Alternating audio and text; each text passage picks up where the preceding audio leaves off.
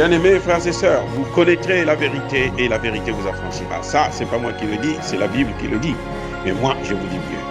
Vous connaîtrez la vérité historique, notamment celle de vos ancêtres kémites, et vous aurez une vision globale de ce que c'est que la vraie souveraineté politique. J'ajoute, vous reviendrez à la spiritualité africaine ancestrale et vous comprendrez les enjeux de l'indépendance économique. Et pour terminer, vous accepterez votre identité culturelle kémite et vous obtiendrez deux choses. La première, c'est la paix. La seconde, c'est le développement, à une condition. L'unité de toute l'Afrique noire, l'unité de tous les Noirs du monde entier. Otep à tous, bienvenue sur la chaîne des panafricanistes par essence, par conviction et par excellence. Celle des citoyens kémites par nécessité et obligation de combat.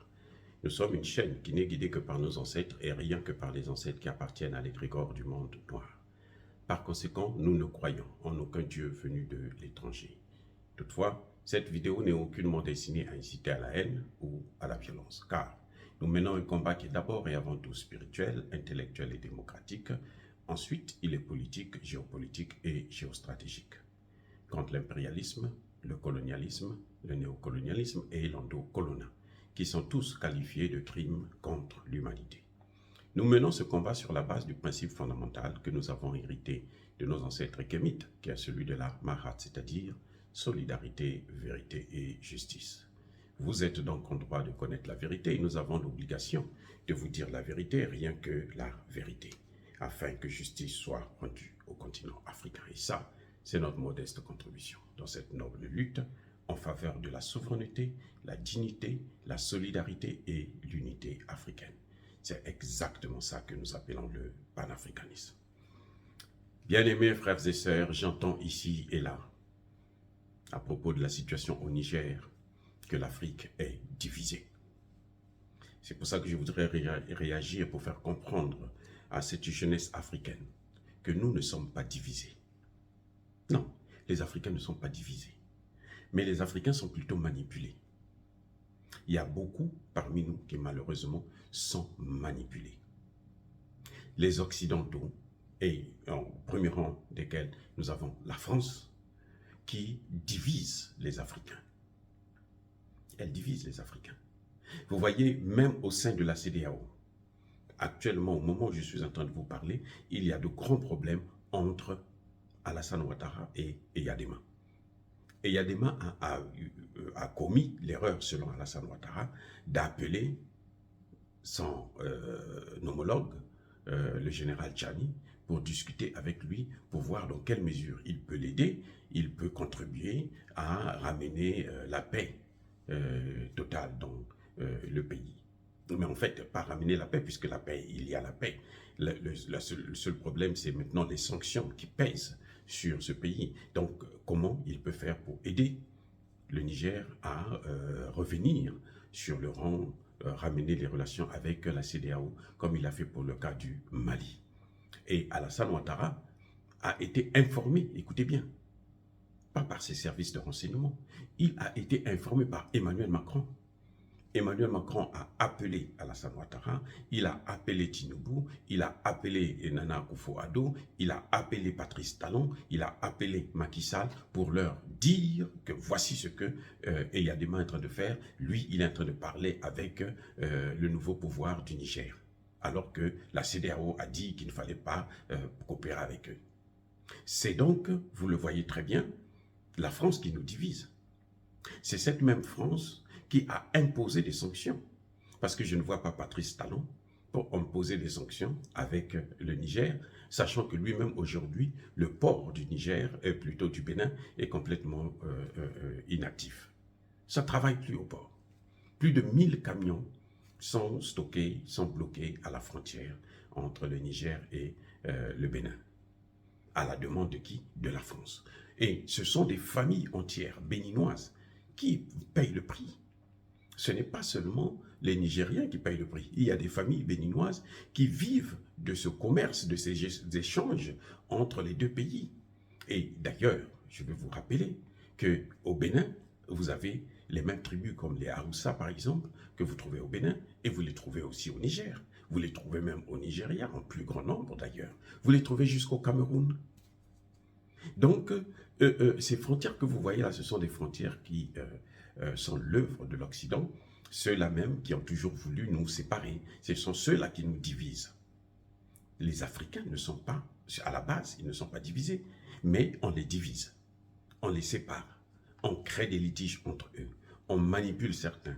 Et bien entendu, quand l'autre est manipulé et qu'il vous emmerde, il ne vous arrange pas, ben, vous le dégagez pour qu'il ne puisse pas vous déranger. C'est ça le vrai problème en Afrique. Mais en réalité, nous ne sommes pas du tout divisés.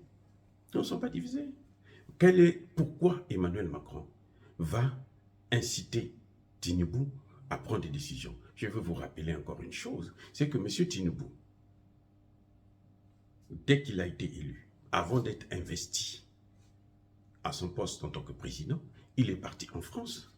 Emmanuel Macron l'a invité. Emmanuel Macron l'a reçu. C'est Emmanuel Macron qui a convaincu les présidents de la CEDEAO de le prendre comme chef d'État, nouveau président de la CEDEAO. Il a convaincu tous les membres. Tinubu n'est pas tombé du ciel. Comment voulez-vous qu'on nomme président de la CEDEAO un homme qui vient d'arriver au pouvoir? Ça fait même pas 2 mois qu'il a prêté serment, qui n'a aucune expérience dans les dossiers internationaux, puisqu'il a été juste gouverneur, il n'a jamais été président. Il y a un problème. Mais si on en est arrivé là, c'est parce que, effectivement, Emmanuel Macron avait pris le soin de sensibiliser Tinubu que son rôle serait de faire la guerre au Mali, au Burkina Faso, ainsi de suite. Et vous voyez que malgré le fait que le Sénat nigérian plutôt, a bien précisé qu'il n'est pas question qu'on puisse aller en guerre parce que c'est au Sénat, en fait, selon la constitution nigériane, c'est le Sénat qui donne l'autorisation à le président de déclarer la guerre avec un autre pays. Ce n'est pas le président qui se lève de façon autonome et puis décide comme Moussa Faki l'a fait. Il a décidé au nom de l'Union africaine que nous soutenons les sanctions, nous soutenons même l'intervention militaire. C'est une folie. C'est une folie. C'est comme si ces gens ne sont même pas partis à l'école. C'est pour ça que moi je me dis, en fait, ce sont des semi-illettrés. Ce n'est pas des illettrés. Ce n'est pas des lettrés plutôt. Ce sont des semi-illettrés. C'est-à-dire des gens qui savent lire et écrire, mais qui ne sont pas allés à l'école ou qui ont fait des hautes études, mais qui n'ont rien compris de ces études. Parce que quand on a fait de hautes études, on doit être capable de réfléchir par soi-même et apporter une solution dans les problèmes qui vous sont posés de façon autonome. Or, nous voyons que les dirigeants africains, notamment ceux de la CEDEAO, agissent pour le compte de la France, au nom de la France. Comment pouvez-vous comparer des gens comme Macky Sall, qui va en Russie et en Ukraine à 2 reprises pour demander la paix en Ukraine, et il vient chez lui-même, il fait la guerre?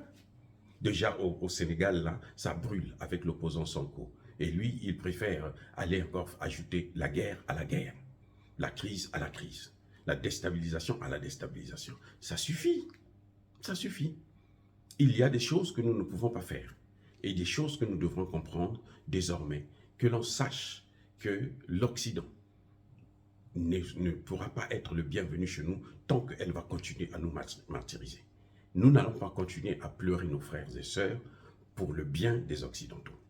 Ce sont bien les Français qui disaient qu'ils pouvaient perdre le Niger. Le Niger ne leur apportait rien du tout et qu'ils s'en fichaient éperdument. Ils pouvaient se passer du Niger. Ils n'ont qu'à le faire maintenant. Ils n'ont qu'à le faire maintenant, c'est ce que nous demandons. Ce n'est que ça que nous demandons. Emmanuel Macron a même demandé à Air France d'arrêter de desservir le Mali et le Burkina Faso. Le Mali a donné une injonction à Air France, sachant que Air France gagne en moyenne 500 millions de francs CFA par jour sur la ligne Bamako-Paris. Alors si on ferme ça, qui est perdant? Ce n'est pas Bamako, nous on s'en fout. On peut avoir d'autres partenaires qui peuvent desservir Bamako depuis l'Europe, depuis les États-Unis, depuis d'autres pays de ce monde. Bref, bien-aimés frères et sœurs, je persiste et je signe, nous ne sommes pas divisés. Mais ceux qui ont divisé l'Afrique en 1885 ce sont les mêmes qui aujourd'hui veulent encore diviser l'Afrique pour mieux le recoloniser. Dire cela, c'est inciter à la haine ou à la violence. Non, nous devons dire la vérité. Nous devons dire les faits de ce que nous voyons. Oui, bien-aimés frères et sœurs, soyez bénis. Encore une fois, soyez abondamment bénis.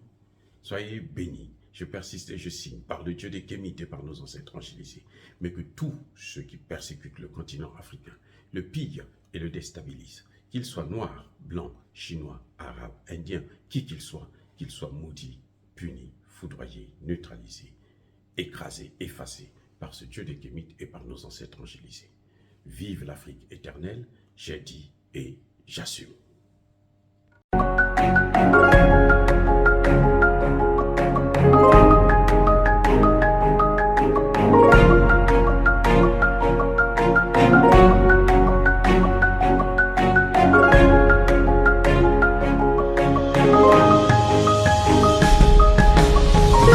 Eux, ils marchent par la foi et non par la vue.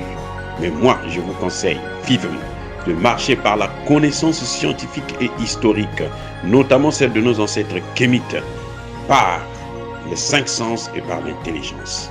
À vous, Apia.